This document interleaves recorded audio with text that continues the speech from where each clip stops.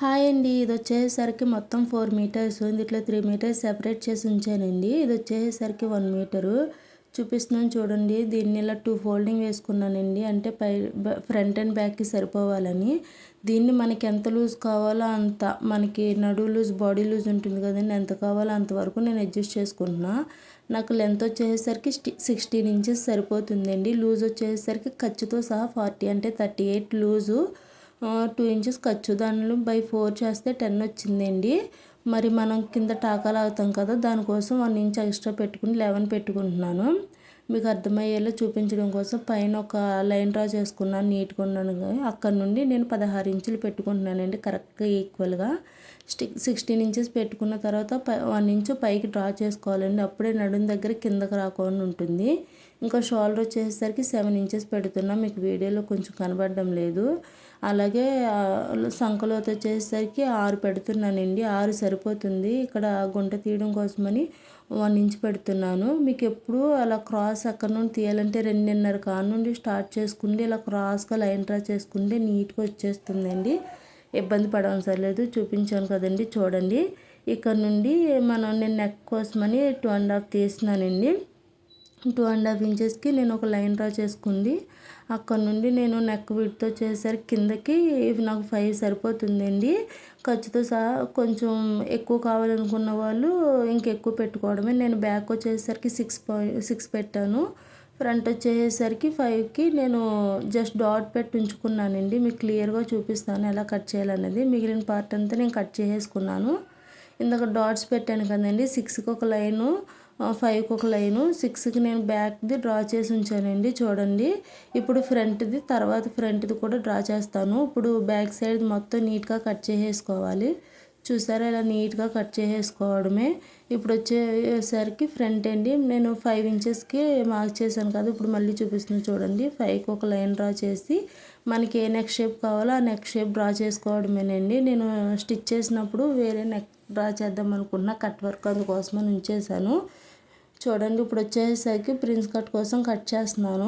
3 ఇంచెస్కి వచ్చేసరికి ఒకటి పెట్టుకుని 4కి వచ్చేసరికి ఇంకో లైన్ డ్రా చేసుకుని ఇలా క్రాస్గా లైన్ డ్రా చేసుకోవడమే. ఇప్పుడు నేను సంకలోత్ కోసమని కొంచెం గుంట కింద తీస్తున్నానండి. చూడండి. వీడియోలో చూపించినట్లు 1/2 ఇంచుకి కొంచెం తక్కువలో గుంట డ్రా చేసుకుంది. మనం ఇక్కడ ఇలా నీట్గా కట్ చేసేసుకోవడమే. మీకు షేప్ అర్థం అవడం కోసం నేను డ్రా చేసి చూపిస్తున్నాను, చూసారా. ఇలా నీట్గా కట్ చేసేసుకోవడమేనండి.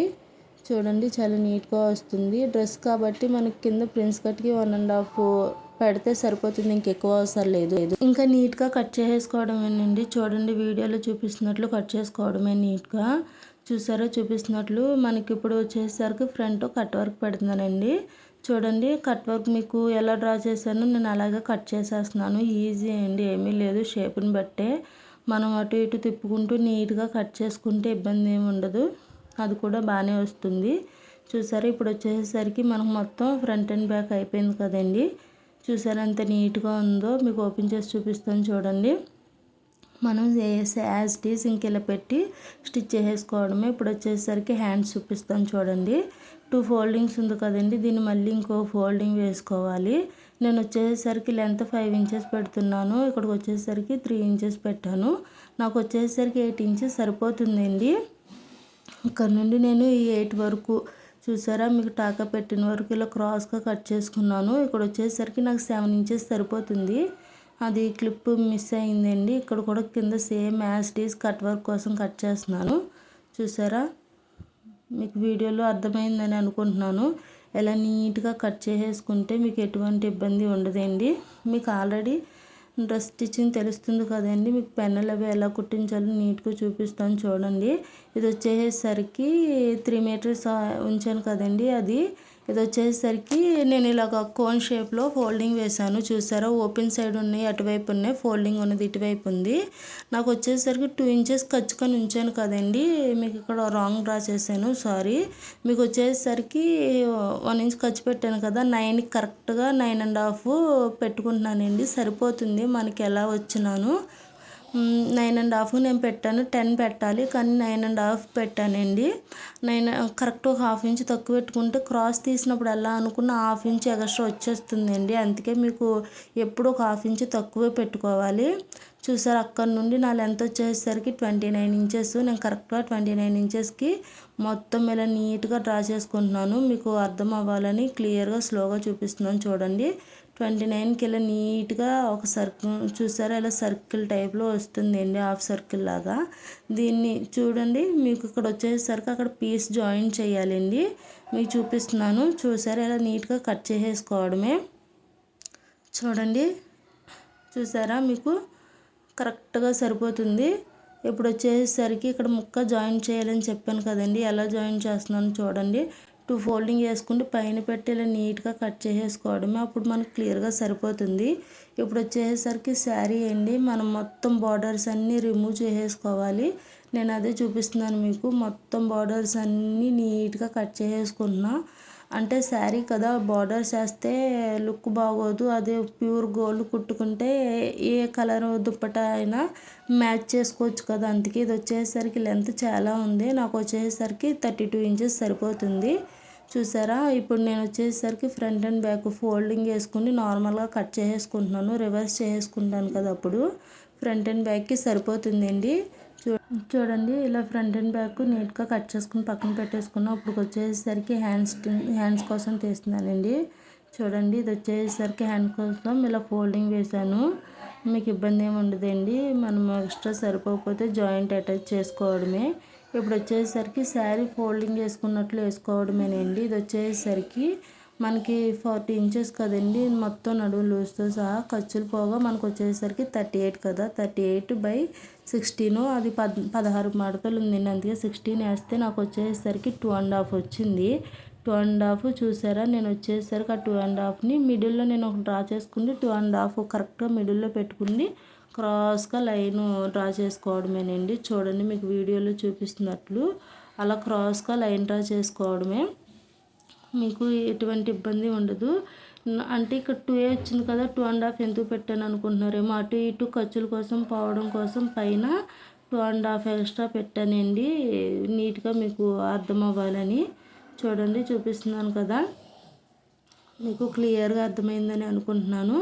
మీకు 38 నడుం భాగం అండి. ఇది వచ్చేసరికి 16 ఇంచులు మడత వేసాము. అలా 38/16 చేస్తే నీకు వచ్చేసరికి 2.5 వస్తుందండి. 2.5కి 2 పాయింట్స్ ఎక్కువ పెట్టుకుని 2.7కి నేను కట్ చేశాను. అటు ఇటు 1 ఇంచ్ ఖర్చులు పోతుందని. ఇప్పుడు వచ్చేసరికి స్టిచ్చింగ్ అండి. ఇప్పుడు మనము లైనింగ్కి క్రాస్ వచ్చింది కదండి, దాన్ని అటాచ్ చేసుకుంటున్నాను. చూడండి, మనకి పీస్ తక్కువైంది కదా, అది మొత్తం నీట్గా అటాచ్ చేసేసుకుంటున్నాను. ఎలా చూసారా, వీడియోలో చూపిస్తున్నట్లు పైన ఇలా పెట్టుకుంటే పైన ఒక స్టిచ్ వేసేసుకుంటే అయిపోతుంది. 2 సైడ్లు కూడా అలాగే అటాచ్ చేసుకోవాలి. చూసారా, ఇలా అటాచ్ అయిన తర్వాత మీకు వచ్చేసరికి ఫ్రంట్ అండ్ బ్యాక్ కూడా రివర్స్ చేసేసుకుని స్టిచ్ వేసేసుకుంటున్నాను. మీకు అర్థమవుతుందని అనుకుంటున్నాను. చూడండి, నీట్గా క్లియర్గా చూపిస్తున్నాను. ఇలా వచ్చేసరికి ఇలా పైన ఒక స్టిచ్ వేసేసుకుని రివర్స్ చేసేసుకోవడమే. మీకు అర్థమవుతుందా? ఇలా ఫోల్డింగ్ చేసేసుకుని మొత్తం స్టిచెస్ వేసుకుని ఎక్స్ట్రా ఏమైనా ఖర్చు ఉంటే కనుక కట్ చేసేసుకోవడమే. చూడండి, మీకు ఫ్రంట్ అండ్ బ్యాక్ అయిపోయిన తర్వాత పెనల్స్ ఎలా స్టిచ్ చేయాలో చూపిస్తాను.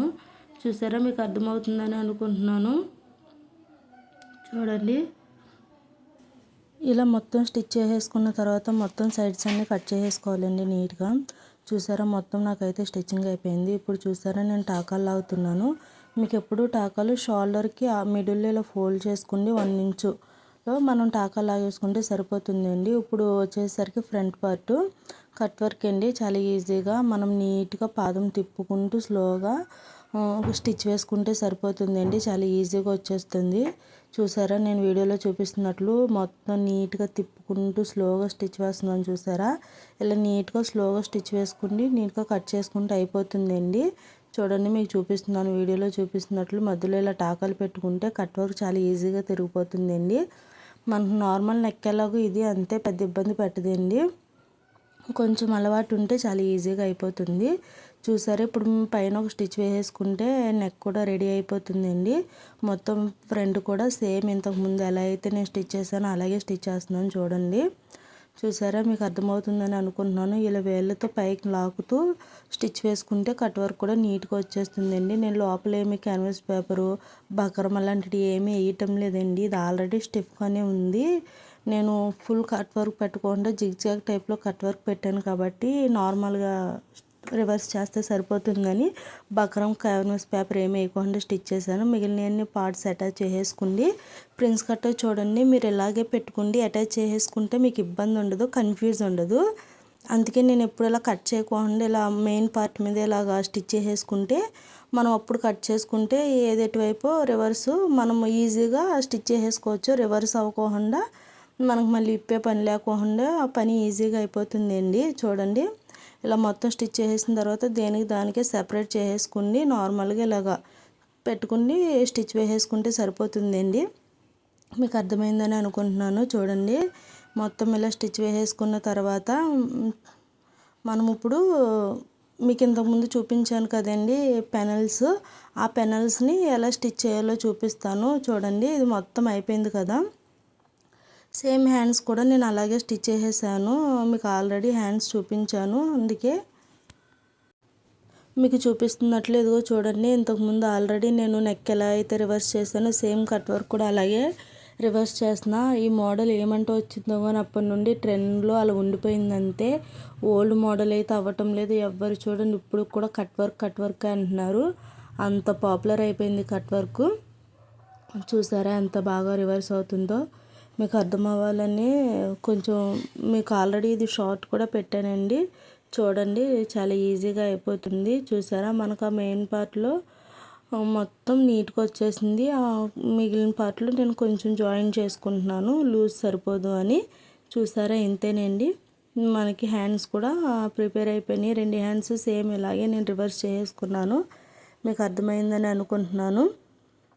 చూడండి, ఇప్పుడు వచ్చేసరికి పెనల్స్ ఎలా స్టిచ్ చేయాలో చూపిస్తాను. మొత్తం 8 పెనల్స్, మొత్తం 16 పెనల్స్. ఫ్రంట్కి వచ్చేసరికి 8 పెనల్స్, బ్యాక్ వచ్చేసరికి 8 పెనల్స్. చూసారా, మనకి నడుం దగ్గరికి తీసాం కదండి, చిన్నగా ఉన్న వైపు చూసుకుండి మనం ఒక పైన పెట్టుకుని ఇలా రివర్స్ చేసుకుంటే ఒక స్టిచ్ వేసుకుంటే సరిపోతుంది. చూసారా, మీకు అర్థమైందండి. చిన్నది ఉండేది పైకి రావాలి. మొత్తం అన్నీ చిన్నగా ఉండి అన్నీ పై వైపు నీట్గా వచ్చేయాలి, పెద్దగా ఉండి అన్నీ కింద వైపు వస్తుందండి. మీకు అర్థమైందా? చూసారా, ఇలా నేను డబుల్ స్టిచ్ వేసేసుకుండి పైన కూడా స్టిచ్ వేసేసుకుని మొత్తం ఇలా అటాచ్ చేసేసుకున్నానండి. అన్నిటిని ఇలా అటాచ్ చేసుకున్న దాన్ని చూసారా, మొత్తం 8 పెనల్స్ వచ్చినాయి. మీకు అర్థమైంది అనుకుంటున్నాను. పెనల్స్ డ్రెస్ చాలా ఈజీ అండి. దీని మీద ఇప్పుడు వచ్చేసరికి మెయిన్ క్లాత్ 2 రివర్స్ పెట్టుకోవాలండి. మెయిన్ ఫ్యాబ్రిక్స్ వచ్చేసరికి లోపలికి వెళ్ళాలి, లైనింగ్ ఫ్యాబ్రిక్ వచ్చేసరికి పైకి ఉండి అప్పుడు ఇలా పైన ఒక స్టిచ్ వేసేసుకోవాలి. వీడియోలో చూపిస్తున్నట్లు చూడండి, నీట్గా ఇలా ఒక స్టిచ్ వేసేసుకోవాలి. మొత్తం నీట్గా స్టిచ్ వేసేసుకున్న తర్వాత మీకు అర్థం అవ్వాలని నేను నీట్గా చెప్తున్నాను. చూడండి, ఇలా నీట్గా ఒక స్టిచ్ వేసేసుకుండి దానిపైన మనం లైనింగ్ పెట్టి రివర్స్ చేసుకుంటే అప్పుడు ఖర్చులు అన్నవి బయటికి రావండి. ఇది పట్టుదు కదా, ఊరికే ఈస్లో బయటికి ఎలాడతాయి కదండి. అందుకే నేను మీకు అర్థం అవ్వాలని చెప్తున్నాను. ఇలా ఒక స్టిచ్ వేసేసుకున్న తర్వాత దీనికి ఆపోజిట్ ఇప్పుడు చూడండి చూపిస్తాను. ఇది ఇప్పుడు ఇలాగే ఉంది కదండి, దీన్ని ఇలాగే ఉంచి దీనిపైన ఇంతకు ముందుది కింద పెట్టాం కదండి, ఇప్పుడు ఇది పైన పెట్టి పైన ఒక స్టిచ్ వేసేసుకోవాలి లైనింగ్. ఇలా స్టిచ్ వేసేసుకుంటే అప్పుడు రివర్స్ చేస్తే మనకు వచ్చేసరికి ఖర్చులు గట్రా బయటికి కనబడవండి, నీట్గా ఉంటుంది. మీకు చూపిస్తాను చూడండి, ఖర్చులు ఎలా కనపడకుండా ఉంటాయో. ఇలా రివర్స్ అయిపోతుంది కదండి, ఖర్చులు లోపలికి వెళ్ళిపోతే ఈజీగా బయటికి రావు. చూసారా, చాలా నీట్గా వచ్చింది. ఇదిగోండి, మీకు అర్థమైందని అనుకుంటున్నాను. సేమ్ 2 పార్ట్లు కూడా అలాగే అటాచ్ చేసేసుకున్న తర్వాత చూడండి, ఈ రెండిటిని నేను షోల్డర్ దగ్గర జాయిన్ చేసేస్తున్నాను. షోల్డర్ దగ్గర 2 జాయిన్ చేసేసుకుని మన హ్యాండ్స్ అటాచ్ చేసేసుకోవడమేనండి. చూపిస్తాను చూడండి. చూసారా, షోల్డర్ 2 అటాచ్ చేసేసుకున్న తర్వాత నేను హ్యాండ్ మొత్తం లూజ్ చూసుకుండి అటాచ్ చేసేసుకుంటున్నాను. చూడండి, ఇలా మొత్తం అటాచ్ చేసుకున్న తర్వాత మనం 2 హ్యాండ్స్ జాయిన్ చేసుకుని అటాచ్ చేసుకున్న తర్వాత బాడీ లూజ్ చూసుకుని మనం బాడీ వైజు లూజ్ చూసుకుని 2 స్టిచెస్ వేసుకుంటే సరిపోతుందండి. చూసారు, ఎప్పుడు లోపల స్టిచెస్ మనకి చూసారు ఇలా పెట్టి షోల్డర్ దగ్గర ఉండి ఖర్చు పై వైపు వెళ్ళాలి. అలా పెట్టుకుని మొత్తం నీట్గా ఇలా స్టిచ్ వేసేసుకోవడమే. ఇది వచ్చేసరికి కింద కూడా మనకి ఈసులు బయటికి రాకుండా స్టిచ్ లోపలికి వెళ్ళడానికి రివర్స్ చేసి నేను స్టిచ్ వేసుకుంటున్నానండి. ఇది ఆల్రెడీ షార్ట్లో మీకు క్లియర్గా అర్థమవుతుందని పెట్టాను చూడండి. చూసారా, మొత్తం ఇలా 2 సైడ్లు జాయింట్ అటాచ్ చేసుకున్న తర్వాత మనకి డ్రెస్ అనేది రెడీ అయిపోతుందండి. మీకు అర్థమైందని అనుకుంటున్నాను. Thank you for watching. కింద వచ్చేసరికి నేను ఇలా పెట్టి జిగ్జాగ్ చేసేస్తానండి. రెండు కూడాను చూడండి, ఇలా పెట్టి మొత్తం